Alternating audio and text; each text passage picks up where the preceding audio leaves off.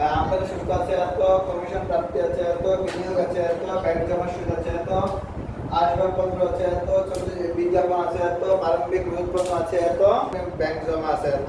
তাহলে এখানে ক নাম্বারে চাইছে যে সমস্ত দফাগুলো মিলে আসে না, তার মধ্যে এখানে দুইটাই আছে। বলছে দানাদার হাতে নগদ 1-1-17, হাতে নগদ 1-1-17, 15,000 টাকা নাকি। আর আছে সমাপনী মজুত পণ্য বলছে, সমাপনী মজুত পণ্য বলছে 12,000, মোট 27,000 টাকা। তাহলে মোট কি কি যায় না? 5টা দফা যায় না। প্রারম্ভিক সম্পদ যায় না, প্রারম্ভিক দায় যায় না, হবে তো? সমাপনী মজুত পণ্য যায় না, সমাপনী মনিহারি যায় না, আর সম্ভাব্য দায়, সম্ভাব্য সম্পদ। এই 5টা জিনিস কখনোই না মিলে। কথা কি বলছে? বলছে উপযুক্ত খতিয়ানের উদ্ধৃত দ্বারা। তাহলে রেয়ামিল করা হয় কি দ্বারা? খতিয়ান উদ্ধৃত। খেয়াল করবেন সাথে নগদ আর সামনে এই দুটো সারা বাকি যা আছে। তাহলে ঘর করে বলছে রেয়ামিল প্রথম আছে মূলধন, ডেবিট না ক্রেডিট? কত? 1,10,000 টাকা। তারপরে কি? দানাদার, ডেবিট না ক্রেডিট? ডেবিট। কত টাকা? 25,000। তারপর আছে পাওনা, ডেবিট না ক্রেডিট? কত টাকা? 15,000 টাকা। তারপর আছে কি? ডেবিট না ক্রেডিট? ডেবিট। হ্যাঁ, ডেবিট। সুদ। তারপরে ক্রয়, ক্রয় কি ডেবিট না ক্রেডিট? ডেবিট। তারপরে বিক্রয়, ডেবিট না ক্রেডিট? ক্রেডিট। 45,000। বিনিয়োগের সুদ, ডেবিট না ক্রেডিট? হ্যাঁ, বিনিয়োগের সুদ, ডেবিট না ক্রেডিট? সুদ। আচ্ছা, কত টাকা? 3,000 টাকা। তারপরে বীমা চালানি, ডেবিট না ক্রেডিট? ডেবিট। তারপরে আমদানি শুল্ক, ডেবিট না ক্রেডিট? ডেবিট। কারণ কি? ব্যয়। কমিশন প্রাপ্তি, ডেবিট না ক্রেডিট? কারণ কি? আয়। বিনিয়োগ, ডেবিট না ক্রেডিট? কারণ কি?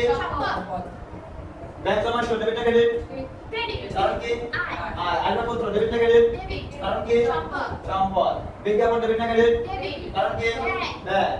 নিশ্চয় আমদানি কয়? আমদানি করে না। প্রারম্ভিক মজুত পণ্য, ডেবিট না ক্রেডিট? হ্যাঁ, কারণ কি? ব্যয়। ব্যয়। প্রারম্ভিক মজুত পণ্য ব্যয়। তারপরে সমাপনী ব্যাংক জমা তাহলে ডেবিট থেকে সবগুলো যোগ করলে কত? 1,75,500। ক্রেডিট থেকে সবগুলো যোগ করা মানে কম হয় নাকি? সমান। আর যদি সমান না হতো সাসপেন্স অ্যাকাউন্ট বা অনিশ্চিত।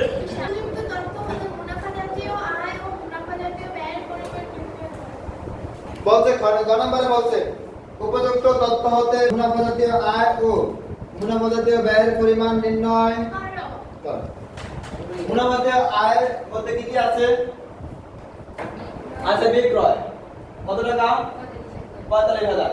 আছে বিনিয়োগের সুদ, কত টাকা? 3,000। আছে কমিশন প্রাপ্তি, কত টাকা? 2,000। আর আছে কি? 500। ব্যাংক জমা সুদ, কত? 500। সবগুলো যোগ করে কত আসে? 50,500।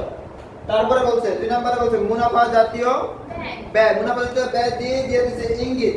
1 নম্বরে মুনাফা জাতীয় ব্যয় সমান বিক্রিত পণ্যের ব্যয় যোগ পরোক্ষ খরচ। তার মানে মুনাফা জাতীয় ব্যয়টাকে দুই ভাগে করতে হবে। একটা হলো বিক্রিত পণ্যের ব্যয় কি, আরেকটা হলো অন্যান্য খরচ বা অন্যান্য পরোক্ষ খরচ। বিক্রিত পণ্যের ব্যয়ের ভিতরে আমরা কি কি জানি তাও তারা ইঙ্গিত দিয়ে দিয়েছে। বিক্রিত পণ্যের ব্যয় ইকুয়াল টু প্রারম্ভিক মজুত পণ্য যোগ নিট ক্রয়। আমরা প্রারম্ভিক মজুত পণ্য লিখছি কত টাকা? 25,000 টাকা।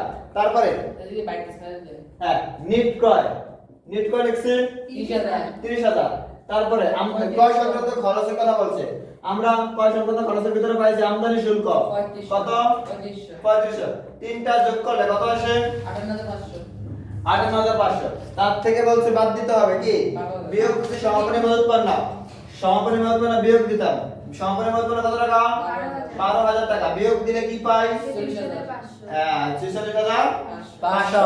তার সাথে যোগ করতে হবে অন্যান্য খরচ। অন্যান্য খরচের ভিতরে রয়েছে কি? বিজ্ঞাপন ব্যয়, কত টাকা? 1,000 টাকা। বীমা চালানি কত টাকা? 5,000 টাকা। দুটো যোগ করলে 6,000। 46,500 আর 6,000 যোগ করলে 52,500। তাহলে কোনো প্রশ্ন আছে কারো? তবে এই টাকা আর এই টাকা কিন্তু মিলবে না। মানে আয় আর ব্যয় কিন্তু মিলবে না।